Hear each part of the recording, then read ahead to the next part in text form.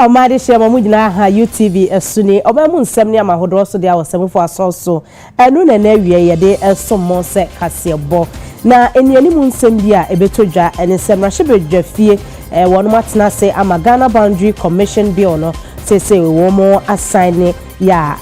wonu mo ede wonsa hyase saso na anti-LGBT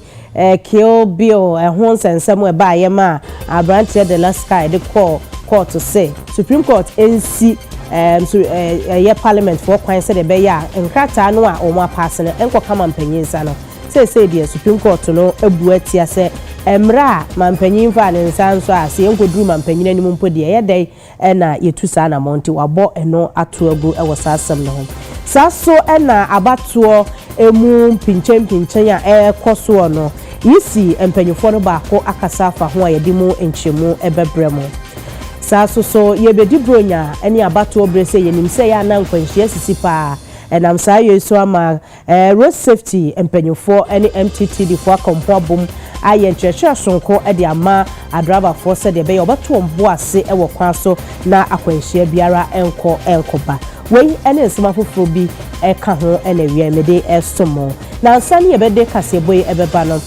this way chocolate drink you here any inso share a face specialized mineral water any special drinks and a boy chidom so and a Kit Kat Palo ewa beka junction one and a yemiti de ma me said ye beya ma ho fe betumi awiemu de tu kwa wonu be sisi na so ho fe awiemu de mata de efi clothing palace me patrol wonu moton ma ho ade bia panties bags jeans t-shirt casual wear bibia obetumi after wonum na wonum so abrobi 0271 998313 na wakwakoje wodi omo enka he afi mi amede kase no esomo medende amasa konkuma jesi ntinsi ensem no emu About to pinchen unity and a director of training at the Electoral Commission, Dr. Sribo Kweku akasa wo ho de atodwa se enim guase na asefem se o maya ya to aba pen na nipa ye basabasa nyina to aba ni bi pen wo memu na afede ye de mrahye yensem ye basabasa aba ye declare awie na ye hu de wo bedi mampanyini enso so o manfo bi endam akire ye basabasa no wo se enso ani krakrakra ye wo mra wo memu nti Ghana de hye eniso Any Mugasema Yina say, Encochre Ajuma Batu, Nana Batu, Obibi Pra, Obibu, and Mugasema Ghana, dear Bruno. Ya two about we come on 9 times. As I didn't to be pra, I didn't to be worth a lesson, and Mugasama Yina. Yet the man Yajuma. Animal jungle never listen. Now, a workers from a minkatua. Into Chewajunam Semincha Majune, and you see Bibia, Mama. About to be a prayer and say, Yema high as civil society organizations make a summer coalition, yes, way, CDD Ghana, the West African Network for Peace Building, the National Elections Response Group, Dr. Reverend Dujemfi, National Peace Council Chair Dano, National Peace Council, Foundation for Security and Governance, and Nipa Bibre Kabum Kofi Annan Center Kahu. From 2016, you say election related violence ni conform kakra ba ye nyina ehu de see 2020 a wuo person wotwe bae na ye bompa ye say 2024 e de nka be conform 2024 ye hu even though nipa na wu ni ndru 2020 de nso eniema asai eni etutrasem na ba no e dose sin de hu wo 2020 no Ghana yakoye nim ye nyini nanso ya bato no enkyere obi a wanyini ye institute bibi e friend tracking the cases in the justice system ye di akira ko hu say from arrest, investigation, prosecution, and adjudication, stand accusé. Yabamu buye and Rubebia. Say, ye mat 2020 diana, ye de any pang optiona won we no, ye be validate the edro. Near the account in Sia, a we home, any incident kakra ya report in the nay, started tracking any view. Near the pressure, justice delivery institutions, in Suako Pim Tamwa, a behum say near Odi Boneno, and running a D. Then the hoke muno sono yamano compensation and yamano justice. Sana see any so going forward. Ewan some fufuro no Greater Accra mantam hanomo eye empanyufo a wonmo hwe ekwan so Johnson eye road safety for wonmo ene MTT di adwumakuo no ne fa ewo airport akon ho abomakoye nkyerkyere ma driver fo ewo jowulene ne mpatam se bronya ebeyi omu twi ahye na omonto mboase edwana mudi no munka hu se ekwan ho na mudi dwa no ka adwuma na moye no montika mu nanso mukra mo ho ye dangerous say driver for nankasa send your beya my life will be safe at the end of the day. Drivers then so we also ensure that your safety is paramount. So already the rate at which a motorbike bobo more motor adiana mobo obo anu adwane enti mo so munya careful munya hwe yie kwan ne ho na say my life no Ghana hia mo say ebia nipa be pra na emu ya dia na so bi be wu a dodo na ya na efi speed na driver ni we den o kono nti be say time bia no monti mo speed ni so na ya o seat belt nso ya no abo amaye anye police ni nti a obo seat belt na mom is for your own safety why mesel na hu say obi enam kwan so na obese otwam so a na wa man kwan na watwam na we nso so no we for ye na ye twa kwan as pedestrians nti wo be twa kwan mu a ye be sel we are pedestrian na wo twa kwan mu na say wo hu sa road sign we a eno twa say wontimi ntwam ewo ho. It's not allowed to pedestrian ube twem ho. So we are so dey na ko twem ho ha. Na se car bowa. Above ebe call Christmas and other festive seasons are. Nkwanhia bebre na ya ekoso ewe ya kwan so. Na se nkwanhia na epagya ne mu edu sa season we ya. Anu ntino na ya ho behia se abrano bia no National Road Safety Authority. Ye ne ye other stakeholders ebeba kwan so. Na ya be chire ye na ye use kwan no road users no the responsibility I was say obi aye se be ya ebeboa ama nkwanhia na ekoso no eso betimi aye den abrase because ye hu se nkwanhia na bebre na ekoso ya kwan so no dodo na ya de a efi nipa enfom so enu ntine na hu behia se ye ba be kaka ye ho na ye hu nyema ye betimi aye a ebeboa yen se be ya nkwanhia na ye kan ho asem no eso ebetimi abrase Eko yenua ba Philip Atanga honomo na bese abosome kakra ni na ebeto odwa esa kwanhye bi asi wo East Legon ya na eye yewura salifo amoako osofo panyin ne ba ba mu na etwi hyen no ma wode kwohwe afoforo die ma enkwada ehye dwerebe ewo mu no asem no eda so ewo court ayani edi echi ne abeto odwa ese enei asenie no abawie ya me ebua ne ebua ne sei wo fa ne ho akodi ana so twinbe aba Philip Atanga ene betumi aboyemo Philippa mahai yenia medafo ene atemwo no sai na esikoye yo Bishop Salifo amakuba yina yenim se be abusumi kakrani odeka eko kum mayua mienu a omunyina ehwe ya ehwe dwebe a eho ba asembu wo Ghana ha no ene atemwe aba ewo juvenile court a ewo nkankom ha sei na abemu ano court na hyese onko eye correctional center onkonko shahono 6 months ana abusumi ensia na ne yesa kan obi omne se yese wo mu a onfa no nko kire probation officers eno no fiade bia na onfa no ho enkonko kire ena eno anso ha yasama wa sign ne omoka undertaking no se ono abemu an ontwi ka biom kosi se obenya eye 18 years na Ghana emra no kire no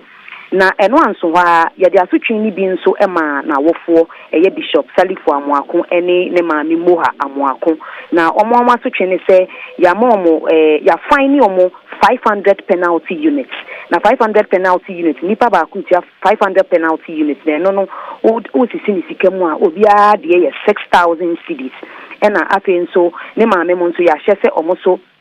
omo sign undertaking ni bi se ye omo behwe na omuni akọ omoba ne ho ena Bishop Salifo amoako nso court na san hye ne se enioma ese ye emra akwanhia no etiye no saa enioma ni nyina ommomode ase obetua ehoka ebi ne light pole a car no ekopim ya ede asemwe nyina baaye no eno no eye 8000 Ghana cedis yete saa ka ni nyina Bishop Salifo amoako enchia na nia ema asatemwo we eba enene se asem ni sha ase no na be mu ano o se kwadu a ye dia abo no se manslaughter se wa nam ni yeso e ma akwanhia ni si ye na be mu ano se onji ntumu ana se ondi hofo enso eno no court ne tena ase no ono asesa na no eka se kwadu a ye dia abo no eye maako 8 ni nyina odi hofo na no eno timuafo ni gina so e di bua asem no enne na ye wie ye no eye nkwara no munyo mu ba bi ko no ye ne awofo ni bi etwetwe nkomo ana so mubusuafo ni bi e makwa ne baako nana eka se oni hwe ka na se na be mu ano che se no onya enuhu esan se nkane no no se kondi asem no hofo ena ebewi ase no ono ehu se be de ekọ ni ya yinyan no ena osesa na no eka se odifo na ni obetumi aka ewa asem no wan se eye Bishop Salifo Amoako ene ne yire mu Amoako omo kuse no mu de atembu na aba no omo agi atumu na ansa na we nyina ebeba no court ne ma nya eka no se ye observe a minute silent no ama eye nkola no omo efiri mu no court ne ma ye sansa na asem yi no sha ase Philippa yabeda ase papa na nyenyem bia wunya yero Salifo Amoako ene na ewe omumu bi ni so ni omudi nkomo sa de mo ne nkwala ne bie awofo twetwe nkomo no there be da Owura Salifo Amoako efita asemi we sha ase no omo back court ho a eya sorry for no pompini mpo se picture mpo ye betwa omu bia na se video enti eya ya na boko ne de omo akwa akotena omukam no omukọ nti Salifo Amoako ba no ne anase ono ne side ho de obi ankasa na emu nkwala na omo efiri mu no omo na omobusuafo ewo court ho no mu ana ematemu ne bae na adani esu a yewie ya isi abonten no omo ne nsentwofo kasa ya omo ka se omo kuse ya da se Philippa Atanga amanebo ya efi court aba enono nti amu ano said ye wonya mfie du nwotwenti enya de a wobekọ akọtwere aposifo kukuma nkasa na bia ya yesesie de ma nkwada ne yetetire wo mne ho na sese wo na yese efiade bia so fa ne ho nkọkye aposifo nti mpanyini masomu a yekọ ensamfufuro mu dia na atenaye a won mo hwe ahensem na afi som edwumadie ho nsam so wo memu panyina woda no eyonmonyamfo Stephen Asamoah Boatin wodi atudwa se NPP entwono a wo mu di ye no wodi ni nyina se ma yesikasem entotoye ni sikasem ye basane efi 2022 besi sabre ni nyina eye covid na so ni nyina nkamfo na ntwodi abade o so osre ni nuanom se won ka won humom na wo mu nyina nkonkodene se de be ya obetumi ahyehye won yema yie na mfie na biem ye beto aba no wo matumi age abanwa no afri NDC ensem Kashi be the COVID no high. Make us ask me, Macam, high, na been fise hold quantity argument. Akujina. We are say baby, cranisa, na being Kobimba, Momuchuka, Kofania Mamba, yes, will be a shenifi. Until one penny, not done quack, say, Bohuman, no, who am the meeting on you, Minya go on my boat. Nemum, economy, say, cry, a bitch me diaba. Say, what meetings a bitch me say. Or say a secra, or the Oka say, a bessay. So, we need to see, but was a secret between the Abba. And it's a natural, genuine expression. And I'm say, but over Bemoa, sometimes we want to mean because I say, you. I say, hey, catch the sorry coffee. But, say, why do you to me say, which way you know? Any account in Champa, you say, indeed. Me amenya kuma no emi minister mpo communication penny back on na kuma campaign chairman but up to March April na ye ni wo economy no so go na dey man amafo so ebi no frame actually ne say no kra o kai say economy no ko form if I ye nu akra na ye dey abotwe okay ne ye ni say ye go shebe bi no obi bo wa akra ebedwame anamboa enti enyama high enya yanko na tro we ase bebre most governments US UK almost supervisors are the COVID time bebre kofi enti it was like the tide was against us say the SCA near CB break it so it was very historic na near no na o ye historic you so say near be o the normal thing o sanema maybe a hona yama and maybe I don't know, but I think say we could have tightened some few ends. The question is, was it too late? Did we start too late? Or in such a way say I'm for this maybe the decision was made some time ago, I don't know. Yeah, kwa yensentro ni Michael Akrofi eho no mo yenyanti ese won mo ton pano ewo nsawam aduaji won buofu papapa ewo mrahye bedwa abato a wo moto ye na yekenkan ye na base ye betu din sa asmesi a na obentene na edi enim nso wo mu hu de ekosie no ho Michael wo ho a wo boye mu Michael ba han Abofo Akrofi wo tebenka Bacho meton kapa na apomo te say yo nyame ti ase bibe eboko the more ya de pano bi na ebro wo sai na esi eko omanfo mbofu yeni anu ma won tom eye pano anabro tonfo nkabom ku a ewo ensawom adwagiri abato empeso aso ena no pay omatom ku egumonten so ehese nya ekoso ewo mrahyedeja eja no ho ewo ensawom adwagiri abra ya so abeye ewie no omobo entefo omobo enje so nyina ne se sebio se asumienu eko okwaye mu a fam sensan na ebre se wesi wadim kunim na ekoba se omunim rahebejani a omomwo ho omudi omuduma no omu eno yam egu ye ejemu a na so mo so no egu jemu a ehom ye pa enu ntie na no pay ombe ye oyekere kakra na omde atwe aban na afi so abeto commission atwe esu se ehom ye pa na nyansu so aso boni ewo mo so ne omedwadie ene omdada asetrem maame ama edutumwa ene yetitirani ema eye ekoyi ochese fibra omoto abani wieye no ombrodo tonfo ne de sebi omunye Electoral Commission omunye aban na so wandi demu pefe se eye brahebejani oti eja so a osan ekopri biemu nyafo Frank Anodom ene wadi nkunim na sebi wiase nia ade won no di na enye komde no enti se Anodom wi ni a won fama na ne ekokoso ewon potem ho se wesisi ni mentem ho ase basabasa ya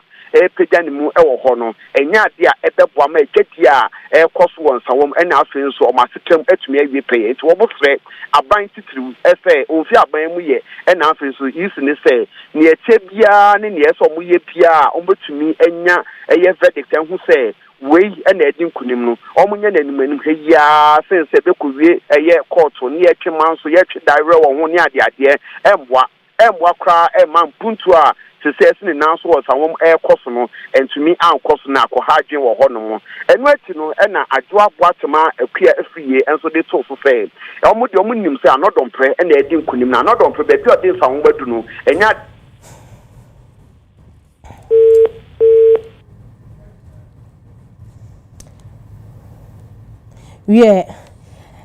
hello Michael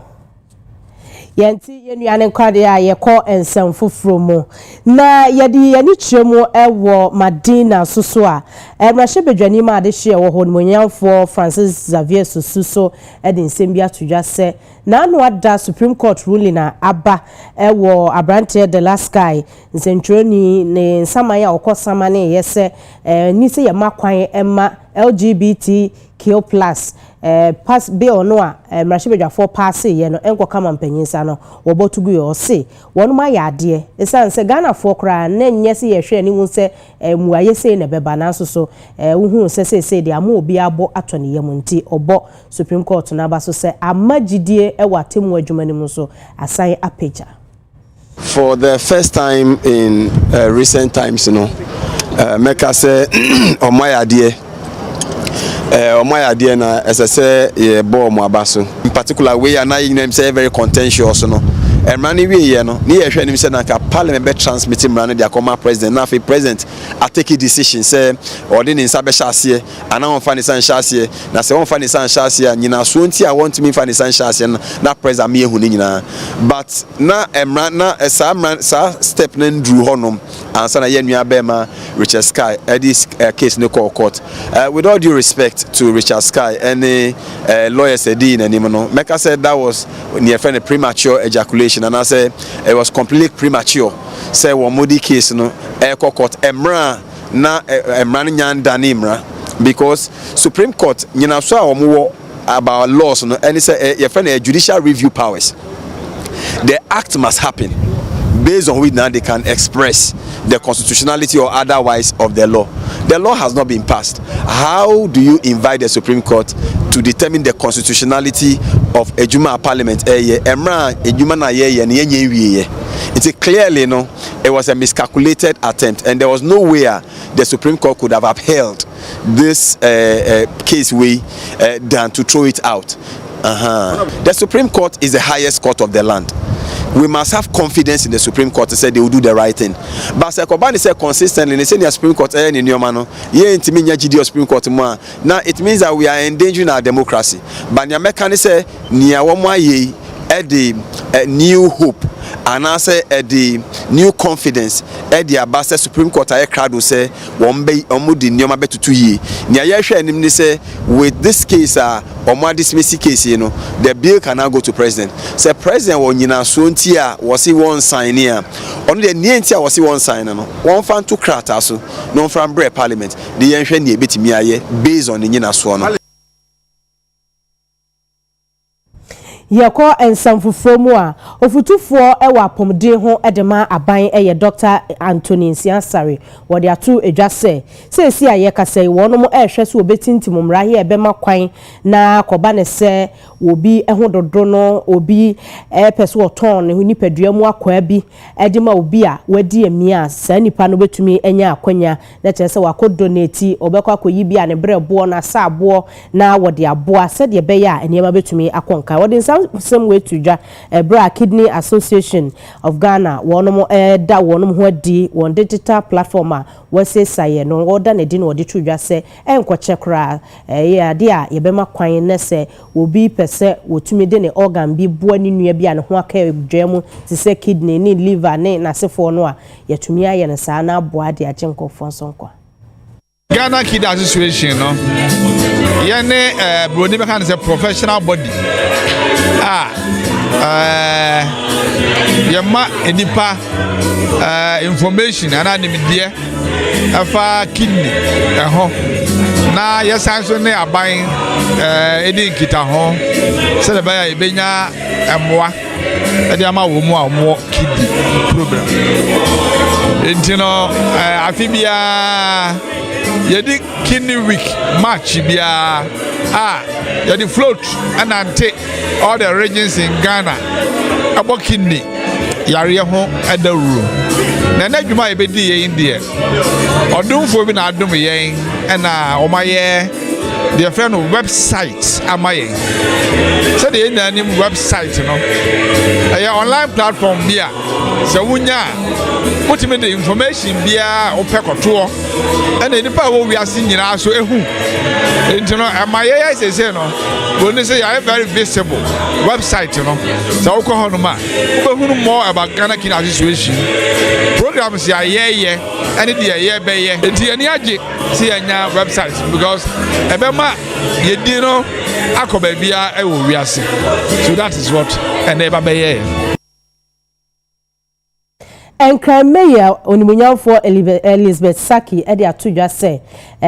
wono abo epono sonko a dwumadi a ebedia ne se wono a eye atutenafo no omunyina benya chemu pe se ba ne mpuntuo bibi a ye wo man ni mu emfa ho ne de obi firi no obi a benya emu chefa. Migrants continue to shape the social, economic and cultural landscape of cities worldwide. Accra, as Ghana's capital, has become a primary destination for both international and internal migrants, especially from Accra and across West Africa. This initiative represents the AMA's unwavering commitment to fostering a city that is inclusive, equitable and sustainable for all residents. The establishment of the Migrant Desk reflects our vision for an inclusive Accra, where every individual, regardless of their origin, has the opportunity to strive. By addressing migration challenges and embracing its opportunities, we can enhance Accra's resilience, foster foster social cohesion, and promote social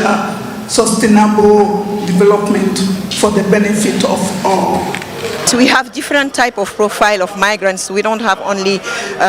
regional migrants or we have international, we have national internal migrants also, and that's why we have this migrants desk today, because we need to know properly the data, the proper data, the accurate data of those migrants traveling and coming to Accra. Those that who are staying in Accra, in Ghana in general, and also those living and coming back. So we have different type of profile for Ghana, because Ghana is a very interesting country, not only at the regional level, but at the international level.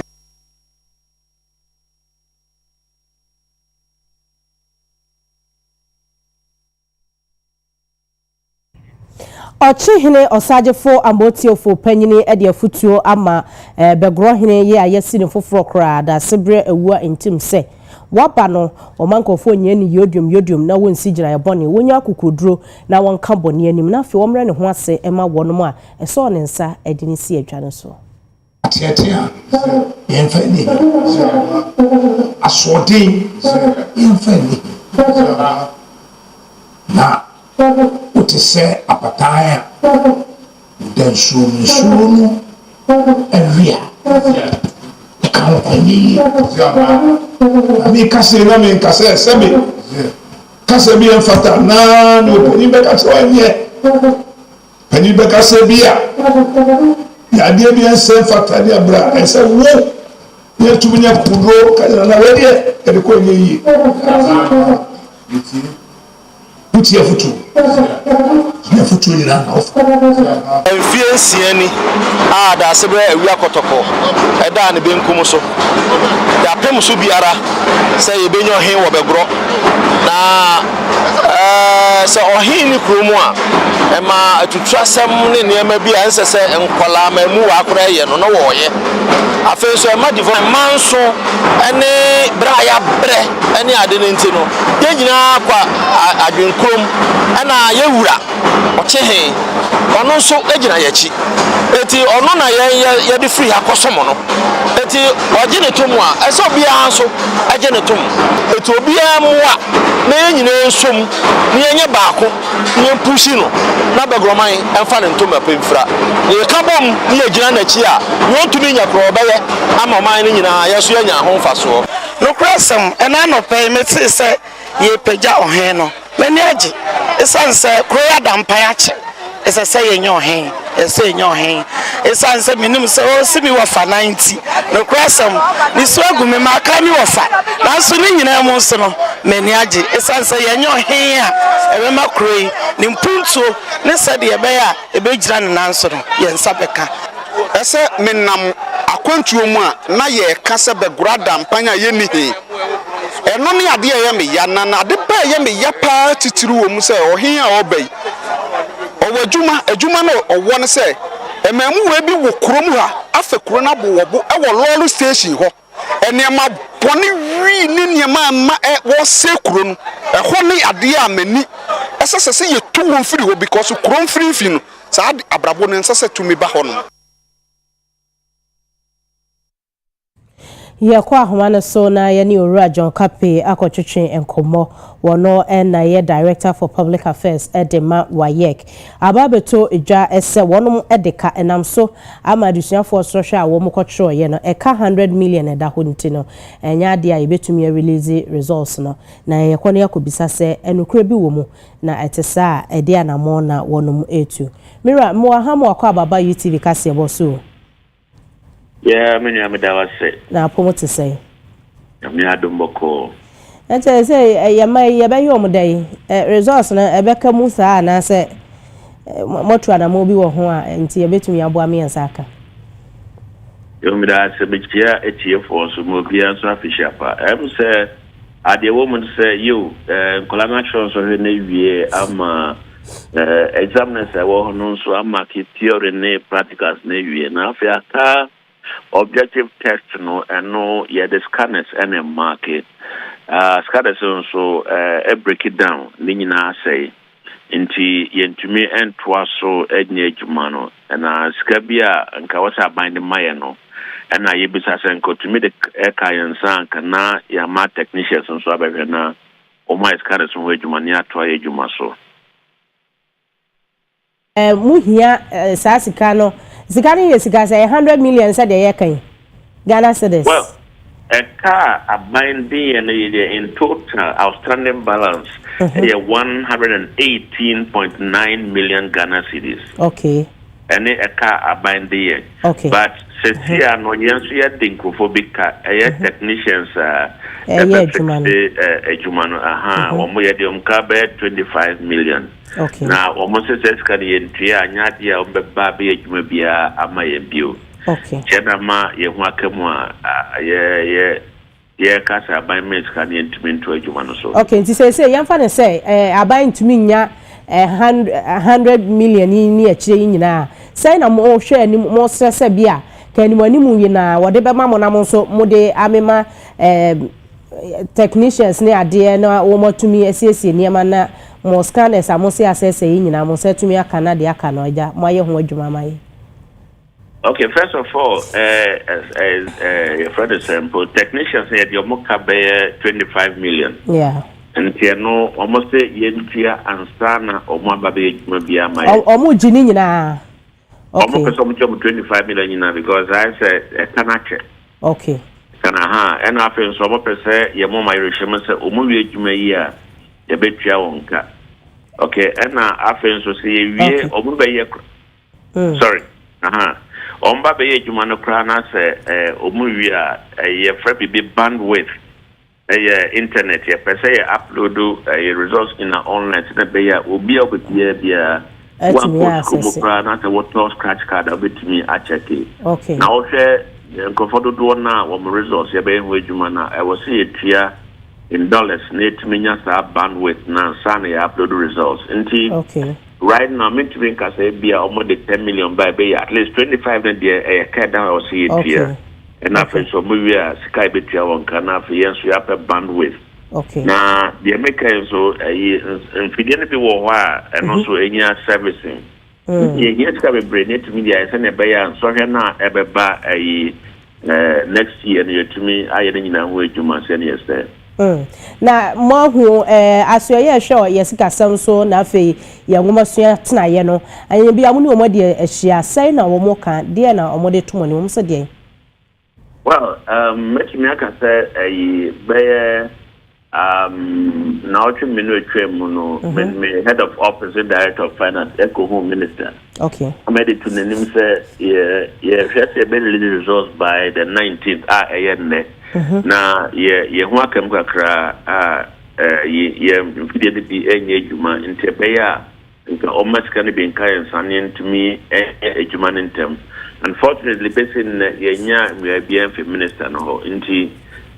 enya de betumi atwa so bibia se okasa anase o friends ye bijiske bia fine na ye nso be gina itumi de adwuma senia e was ye no. Yes, they said the moment you atwe yem nti e ma ya mo so mo entumi nya hwe mebo Oh yes, sanity. Enti anu so betumi atwe bre sese nkwada no omutimi ko school ni kura so so atimi akwa akire o se ekoba ne se cha. Many aba I also me word no say ye nyesika na nya de betumi ayetuma na nkola no so ebetene fi ache. Wow. Yo. Yeah, the we see ha koba ne se bia jamote ministry ne nka se bia finance ministry release sika ne ade a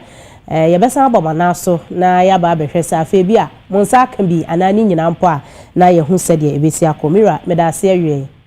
medase yo ye moshi na afa abusuafo ye ko Electoral Commission opanyina amene ne kasa asesi ye director for public affairs at the WAEC Owura John Kwabi ne no etwetwe enkomo no ye free ho ne ye ko isi atena ye nyante ye se Migrant mensa ene ne dom omo atena se ne nsentwofo edi ehia enti ye nkohwe de esi ewo ho for us to have kind of successful similar elections. I'd like to start from the deputy directors. On my left, at the extreme end, we have Mrs. Abigail Mutako. Deputy Director, Electoral Services. There we have Deputy Director, Electoral Services, Mr. Samuel Dotokwa. Also with us is the Deputy Director, Finance, Mr. Edgar Jiu. The Head of Finance, Mr. Emmanuel Otin. He doesn't like introduction, but I'm introducing him. I'm also a Deputy Director, Research, Monitoring and Evaluation. My name is protected. Now I go to the directors. We have Mrs. Angelina Tegu, Head of Human Resource, Director, Research, Monitoring and Evaluation, Mrs. Faith Amaka, and Director, Training Services is no other person, is a new face, Dr. Simbo. Now I'm coming to the high table. We have with us Commission Member Reverend Ikuya Ufodubuatin. Flank the Chairperson of the Electoral Commission at the extreme left is Dr. Osman Eric Asari, Deputy Chair in charge of Corporate Services. Doc, I want to see you. We also have with us Mr. Samuel Teti,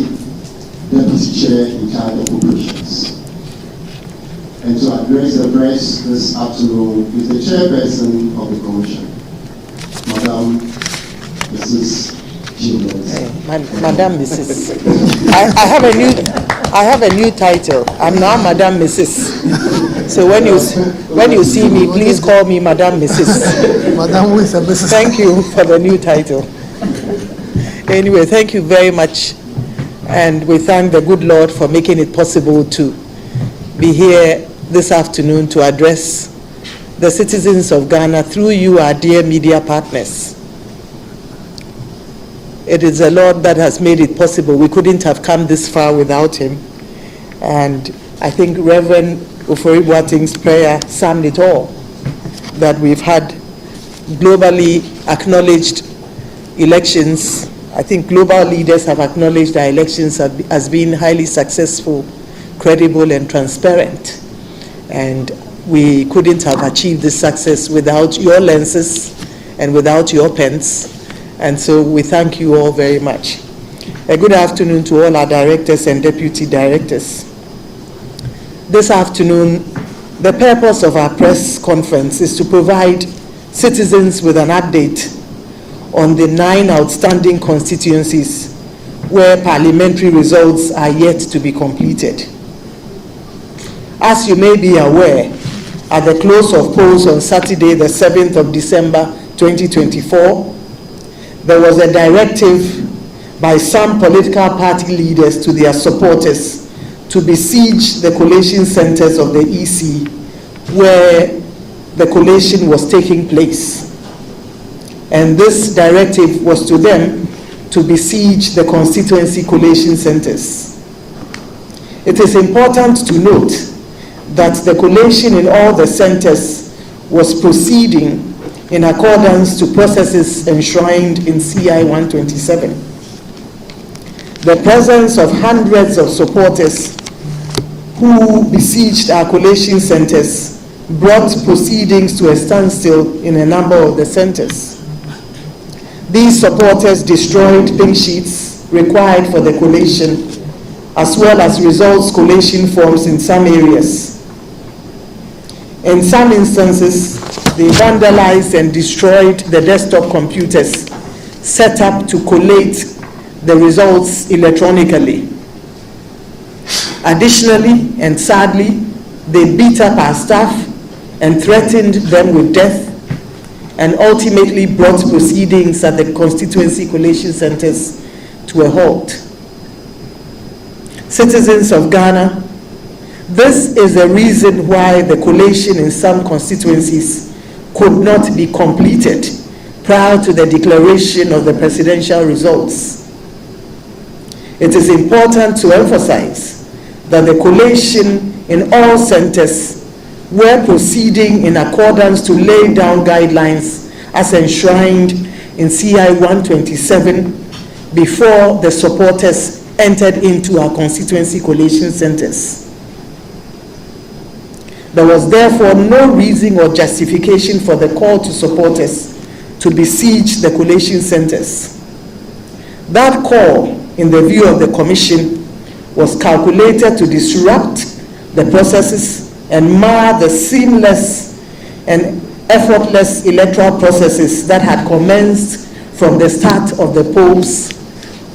at 7 a.m. that Saturday, the 7th of December 2024.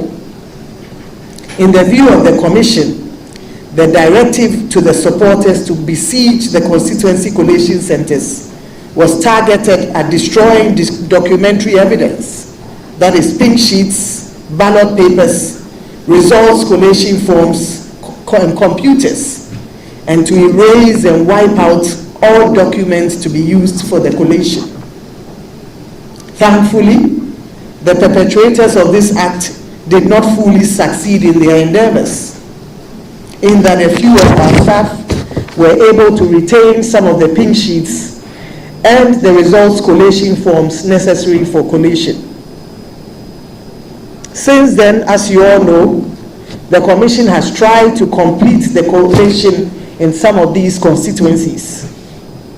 We have been faced with resistance, threats, intimidation, and the destruction of our properties. Our staff have been threatened, and the established collation processes as guided by law have been disrupted, and winners have been declared without due processes governing collation being followed. In a number of instances, our staff have been threatened with death and forced to declare outcomes without adhering to the processes governing collation. It is instructive to note that the Electoral Commission has held discussions with the Ghana Police Service and has requested protection at all centers at which the collation was supposed to have continued.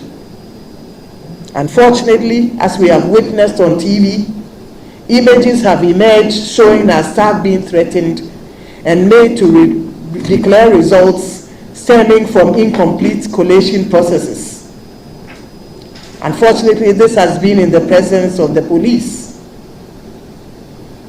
Though the police have been present at all the collation centers, the supporters of political parties have managed to gain access to the collation centers and have disrupted the collation process. This state of affairs occurred during our very first attempt to complete the collation process for the Ablekuma North and Okaikwe Central constituencies. Due to the threats faced by our staff and the disruption of the processes, the Commission agreed with the Ghana Police Service to relocate the collation centers from the Ablekuma North and Okaikwe Central constituencies to the Greater Accra Regional Office at Ridge. It was agreed that each political party would present 2 agents, and the political parties were notified accordingly. In spite of police presence at our regional offices, the collation process was once again disrupted and taken over by political party leaders and supporters, and the results declared for both constituencies without due process being followed. In the case of Okaikwe Central, a winner was declared without collating results from 31 polling stations. In the case of the Ablekuma North constituency, a winner was declared without collating results from 62 polling stations. This is unacceptable. It is important to note that the declarations made by our staff were made under threat, and the Commission considers this as illegal. Those declarations, as well as others that have gone on in other constituencies, will not be upheld by the Commission. Dear citizens, it is for this reason that the Commission met with the Ghana Police Service once again to re-examine the nature of the security arrangements being provided by the police. The Commission was desirous to protect its staff as well as its electoral collation process. Following the engagement with the police, it was agreed that the Tesano Police Depot would be used as the collation center for all outstanding collations, including Ablekuma North, Ukankwe Central, Tema Central, Domikwabenya, Insawam, Aduajuri, Ekwatia, Fantiakwa North, Suhum, Techiman South, Obuasi East, Ahafo Ano North, Ahafo Ano South West. The political parties were duly informed once again to nominate 2 agents per constituency to observe the collation process. Unfortunately, the collation process for only 3 constituencies were successfully completed, and they are Akwetia, Fantiakwa North, and the Suhum constituencies. The returning officers in all the 3 constituencies I have just mentioned were allowed for the first time to carry out their work without interference. This enabled them to complete the collation and declare the true outcomes of the election. Though the collation for the Nsawam Aduajuri at the police depot was well advanced on Thursday, the 12th of December 2024, the parties agreed to put the collation on hold until the following day, which was Friday, the 13th of December 2024. Unfortunately, the collation did not take place in spite of the presence of our teams at the collation center, that is the Tesano Police Depot. This was because the Ghana Police Service informed the Commission that their intelligence reports showed that party supporters were planning to besiege the police depot. They thus advised that the process be discontinued.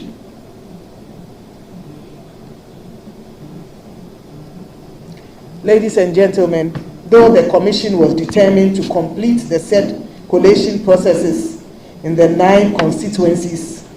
on that Friday, the 13th of December, it could not do so without the assurance of the police. In the absence of that, the collation process planned for that Friday was called off in the evening, as mentioned earlier. The Commission is of the view that had the process been allowed to continue, we would have successfully concluded the collation processes and declared the outcomes of the election by now. In the light of that development, and as a result of putting the collation process scheduled for that Friday on hold, the Commission once again met with the Ghana Police Service on Monday, the 16th of December 2024, to agree on a new date. At the meeting, the Commission proposed Wednesday, the 18th of December 2024. At that meeting, the police indicated that they could no longer provide the Tesano Police Depot as the location for the collation process. It was agreed that new locations in Accra and Kumasi would be designated for the collation process. The actual locations and time were communicated to the police on Tuesday, the 17th of December. The police assured the Commission of its full cooperation and readiness to enable us complete the collation processes. However, later that Tuesday, the 17th of December, the police, in the letter to the Commission, indicated that once again their intelligence reports had revealed planned unrests by party supporters for both Accra and Kumasi, making it difficult for them to guarantee the security of the collation process as earlier planned. This has put our efforts to complete the collation process at a standstill. It is important to note that contrary to the narrative that the Commission staff have not been ready, our staff have been fully aligned and ready and poised to complete their task. Indeed, all our teams from the regions, the Eastern region, the Ashanti region, were all at the Tesano Police Depot to carry out their tasks and to bring it to a completion. And this has been, their readiness has been in spite of the beatings and threats they have received. I must note that they have been, in spite of the face of the beatings and threats, they have been determined and have shown resolve to carry out their functions and have fully cooperated with the police to ensure the full completion of the collation process for their respective constituencies. The Commission lauds their courage and dedication to duty. To all our staff, both permanent and temporary, where collation centers were brought to a standstill, to staff who were beaten and threatened, our hearts go out to you. We say, Ayiko, we applaud your courage and your resolve to do the right thing in the face of death threats. Your courage has encouraged the majority of us to keep going on and to keep doing what is right for God and country. As a commission, we have always maintained that our mandate is not to make anybody a president or a member of parliament. Our mandate, as per the Constitution, is to carry out credible, transparent,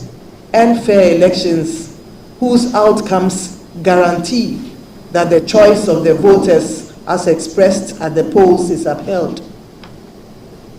This was evident in the just ended general election which took place on Saturday, the 7th of December 2024. Indeed, the process has been hailed by world leaders and by both local and international observers as credible, transparent, and highly successful. The Commission is keen to ensure that all the outstanding processes in the 9 constituencies follow due process. It goes without saying that what happened during our attempt to complete the collation process in some of the 9 constituencies is unlawful. As indicated, the Commission will not uphold declarations ensuing from incomplete and unlawful processes. And these include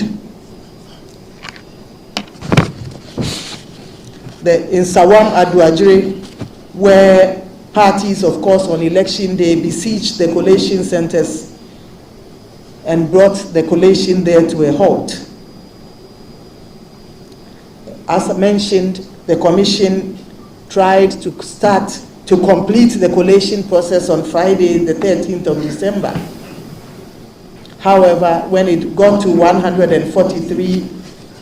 the collation for 143 polling stations, there was an agreement that they should put it on hold until the following day. Sadly, that following day was not to be, and the collation was called off because we were informed by the police service that supporters of the parties were planning to besiege the police depot and to cause disruptions at the center, and we were advised to put it on hold. And so that collation is incomplete and we cannot declare an outcome. I must note that in the Ahafua North Southwest and in the Ahafua North, as the collation on election day was also disrupted and no winners were declared. Those processes were incomplete, and until they are complete, the Commission will not be in the position to declare a winner. In Obuasi East, the collation center was attacked by party supporters, and the returning officer was threatened with an axe. His hands were lifted up, and he was asked to declare a winner when that was not what was reflected on the results collation form. Again, that process was not lawful, and the commission would not uphold it. In the Okaikwe Central, I did mention that 110 polling stations results were used to declare a winner instead of 141. The commission would not uphold that process. In the Ablekuma North constituency, 219 polling station results were used to declare a winner instead of 281 polling station results. The commission would not uphold that declaration. In Tema Central, the DEO again was threatening, and he was forced to declare results using 146 polling stations instead of 148. The commission would not uphold that declaration. In Bono East, the officer was physically assaulted. In Bono East, in Techiman South, in the Bono East region, the officer, the returning officer, and other staff were physically assaulted and forced to redeclare the results at gunpoint. The commission, it's important to note that the collation process had not been completed. There also, the commission would not uphold those processes. In Domi Kwabenya, there's some contention with 3 polling station results, and the commission is carrying out its own investigation with the 3 polling station results. I believe 367 of those results have been duly declared as legitimate. There are 3 results that are outstanding, and the commission is carrying out its own investigations to allow it, to enable it take a decision. So ladies and gentlemen, this is a nutshell of the issues outstanding in the 9 constituencies. In the view of the commission, upholding such unlawful collations and declarations will set a bad precedent for our country and set us back to the dark days. I don't believe that as a country, this is where we should want to go. What it implies is that anyone who has force or might can take over a collation process and declare himself or herself as a member of parliament or a president. As a country, we should not go down that slippery slope. We therefore use this occasion to humbly call on the President of Ghana, His Excellency Nana Addo Dankwa Akufo-Addo, as well as our President-elect, His Excellency John Dramani Mahama, to intervene in this matter so as to ensure that the Commission is provided with the necessary security and protection to carry out its functions. We also call on the National Election Security Task Force to come together to put in place arrangements to ensure that our staff and our processes are protected and secured in a way that will ensure that the true outcomes of our processes reflect the will of the people as expressed on the pink sheets. We conclude by reiterating that as a commission, our mandate is not to make anybody a president or a member of parliament. Our mandate, as mentioned earlier, is simply to conduct credible, transparent, and fair processes that uphold the choice of voters. The elections on the 7th of December 2024 is a testament of that assertion. We'd like to finally call on the citizens of Ghana to support us in our bid to carry out our mandate. May God bless all of you, and may God bless our homeland Ghana and make her great and strong. Thank you very much.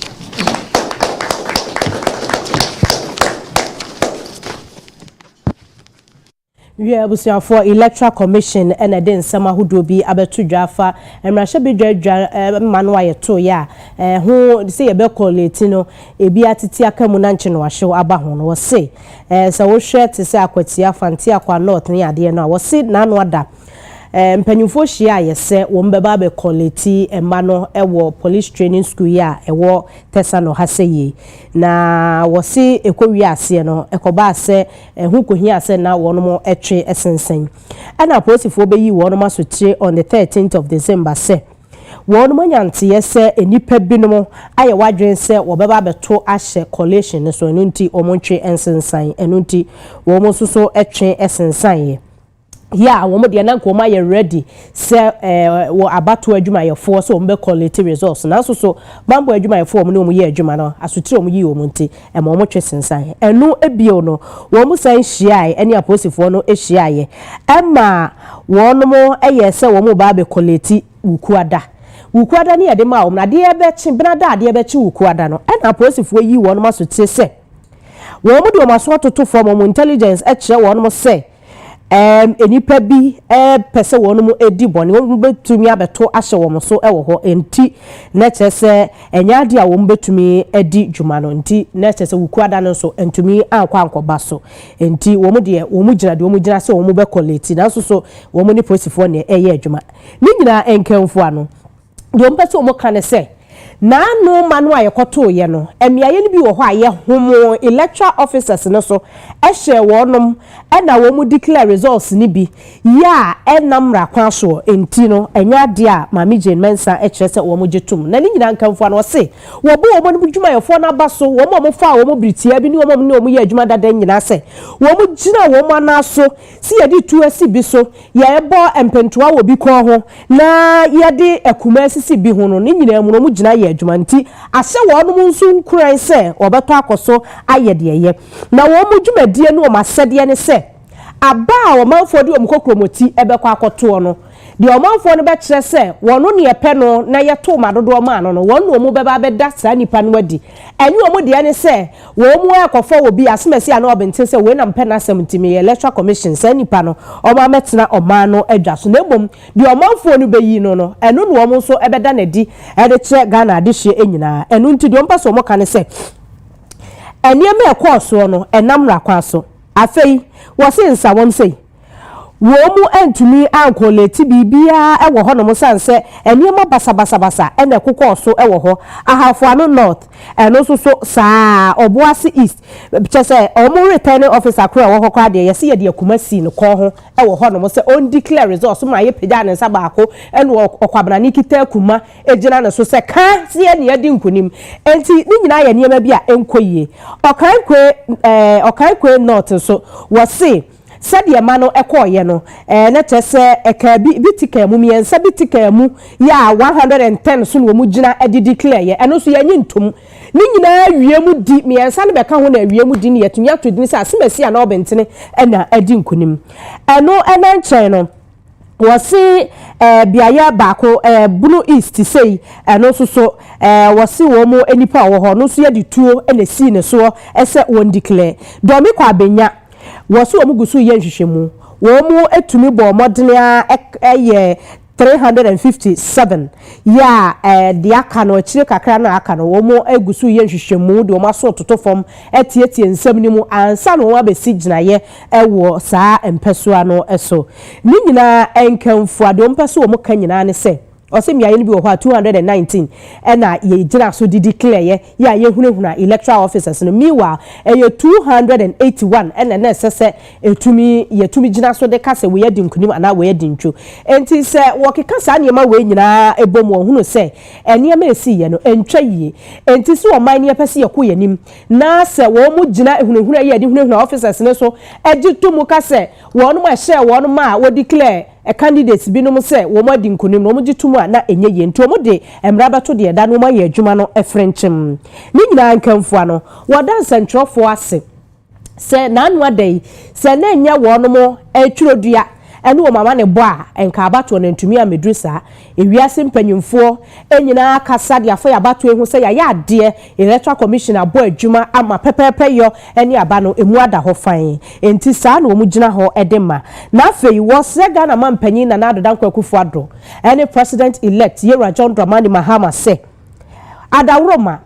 de ekoso no wo mfoma no ntumu bi na wonu a ekoye basabasa wo collation centers no wo muntu wo munansi so se de be ya Electoral Commission betumi aye na dwuma no waye de yie ye nya hunahuna ene asekantwe a ye di ginejira wono so eno da nchen a wo mu edansentwofo nyina ase afei wo mu da Ghana de hye nyina so ase ese Ghana fo ye mo wono mo echidom ye nta wo machi ewo ndwumadi a wodie mu na se de odi kan fini sabase wo kan se wo mu wo ho se de nipa dodo ni yi no say wo pese odi nanim no said yo mu ye presidential no sa na parliamentary no so be konti wo mu ni wo se wo mu akofo obi dia besi akonwa so se we na mpena sem da bi enyu wo mu asodie no wo masodie ne se de dodo no yi ne se ye pe no eno no wo mu be yi no e de ache enti de wo pese Ghana de hye nyina etie no no wo wie no se enyame enhya oman Ghana na wo mu ye nyina ho ban na nsa no wo mu be fi ase no ye yi no ekire ye na o si madam owura ayire Jane Mensa se afede se de masesa medini se obi ahia me a won frɛ me madam eni owura ayire Jane Mensa ya wo mo de efiti ase nti abusiafo enkomotwetwe no na tese coalition na ma so nya Electoral Commission na empese obeye na mum police intelligence wo mo de toto form ebebo won ma mane se ha mo ka se police training center ho ye mo ka se wo mo nya no mo koye bi okumase ene nkran eno na yesan frɛ wo mo se ho so basabasa ye bi betumi ayiniti ena wo mo se gya enti wo mo ni wo mo da so edi kaso bom ene ma toto yie na wo se wo mo quality a wo be quality na wo mo de ate aka mu nyina so na fei obia ehunu de wogina enti Electoral Commission ma Jane Mensa ensema odi tudwa ewie no na aha na yede kase bonu nyina esi ene sede enema akonti yentumi fa agudie no ento amoso bongo di fara aboabo no ho na so amaso Midday amasapo nkuma jesimi na wiai meba ebesomo meda palace where asese wono mo ehye matade fefe na Kit Kat Palo ya womo ewo Abeka Junction adjacent Ecobank ho na bronya ikoye uti na wa ho fe enwemu de ya mamumo ene hwa ye jemi ahene